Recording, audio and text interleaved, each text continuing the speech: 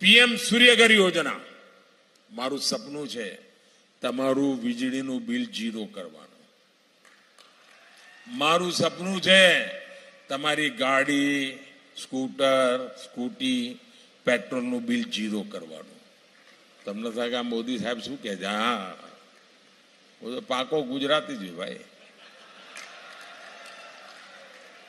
PM Suryaghar યોજના, સરકાર પૈસા આપે છે.